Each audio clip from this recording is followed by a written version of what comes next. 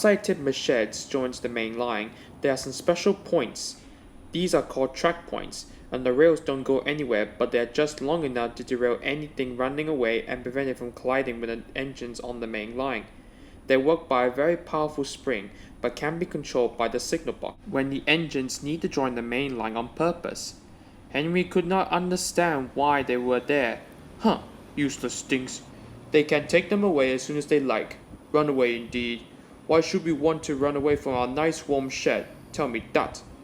Neither Gordon nor James wanted to bother with Henry, so they left the shed without saying a word, leaving Henry all alone.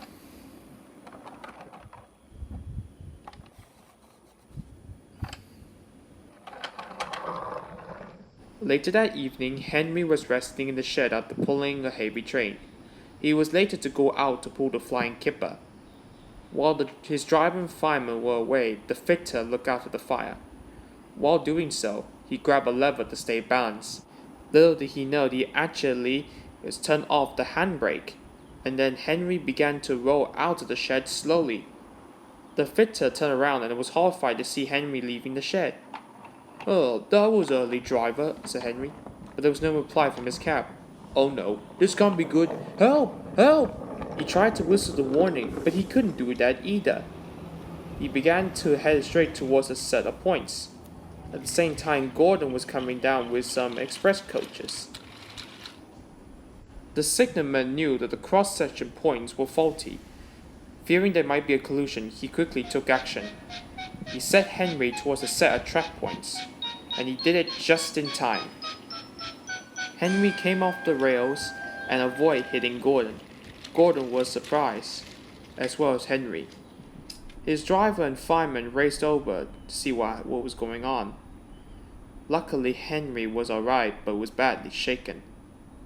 "Now, Henry," said the signalman, "I guess you really learned that track points are really useful after all." Henry had to agree. "Track points are useful after all," said Henry to the other engines that night. "They are really here to prevent us from colliding with each other."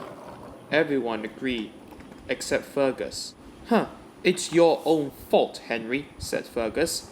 "Track points indeed. I've no patience with them. I don't trust these things. You don't do things the right way. Besides, I avoid them. Bunch of useless things."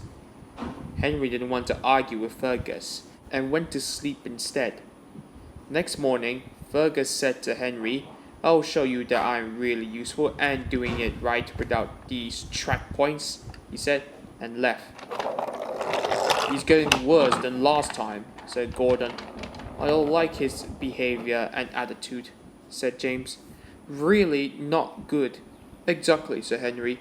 "He always thinks his ways are better than others, and it always will be." "Yes, I experienced that before. He always said, do it right. About time that he will learn some sense before it's too late." While Fergus stayed away from the track points, he and Stafford are arranging trucks for a long train. They are almost done, and they have left the vans. There's a new signalman at the box who is recovering for the regular one. He watched as Fergus was shunting some vans and coupling up to some tankers up ahead. The signalman also saw Philip and could see Fergus backing up. Thinking there might be a collision, he quickly pulled the lever for the track points. Fergus wasn't going really fast, but one moment he was on the track, the next he came off the rails with two fans following behind. "What happened here?" "Oh, Fergus, you came off the rails. And I noticed that you were about to collide into Philip back there.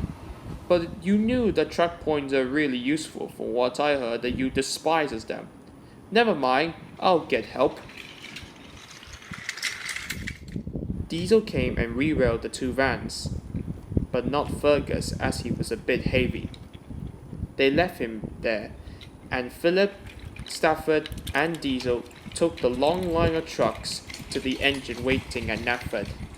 Fergus was left behind for the rest of the day until he was rescued in the evening. It took a while, but eventually they got Fergus back onto the rails. Next day, he was sent to the works on Henry's goods train.